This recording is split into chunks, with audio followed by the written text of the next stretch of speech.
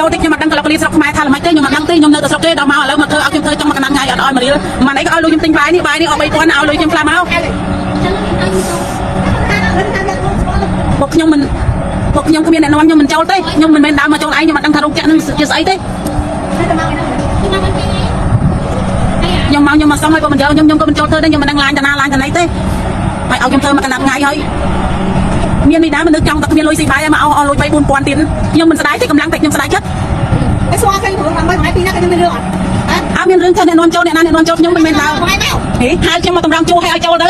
មានអ្នកណានាំមកចូលទៅមកថ្ងៃហ្នឹងតែខ្ញុំមកខ្ញុំសុំមកយកប្រាប់តែយកគេចូលរើតាគេឲ្យរើតាខ្ញុំមិនដឹងទេខ្ញុំមកឲ្យចាន់ទេព្រោះអ្នកថ្មីខ្ញុំមកចូលមកណាចូលក៏ថ្មីខ្ញុំមកចូលទេបើមិនយកក៏មិនយកប្រាប់ថាមិនយកទៅហើយចូលទាំងអស់ឲ្យមកធ្វើអញ្ចឹងអូយខ្ញុំមិនបញ្ជាទេឲ្យខ្ញុំទេខ្ញុំចូលតម្រង់ជួឲ្យខ្ញុំទៅណាខ្ញុំបានទៅបញ្ជាទេខ្ញុំមិនឃ្លានក្មេងប្រុស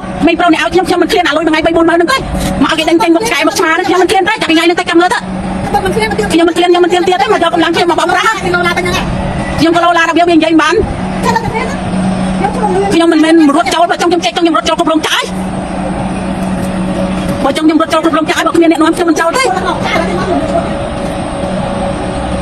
សត្វថាឯងឈួតហើយខ្ញុំមិនចាំនេះខ្ញុំចង់ប្រហោះឲ្យដឹងទៅលើតែប្រហោះឡើងថតទៅ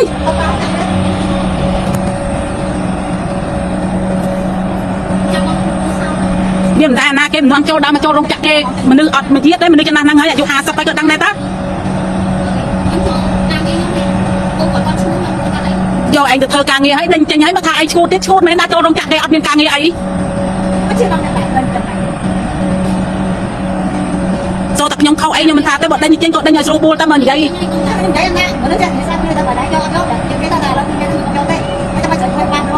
អត់ឡូឡាអីដេញឲ្យស្រួលបួលតែនិយាយដេញសឹកចោលមកងាប់ហើយប្រទេសខ្ញុំជាតិខ្ញុំត្រូវការតែខ្ញុំត្រូវការមានសិទ្ធិអំណាចដែរមិនត្រូវការគេទៅឲ្យមកគេអីក៏បានដែរចឹងទៅខ្ញុំប្រទេសខ្ញុំគ្មានសិទ្ធិនិយាយអី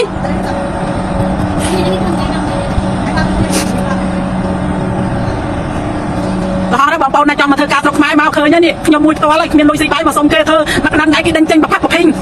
សិទ្ធិថាយើងឈូទៀត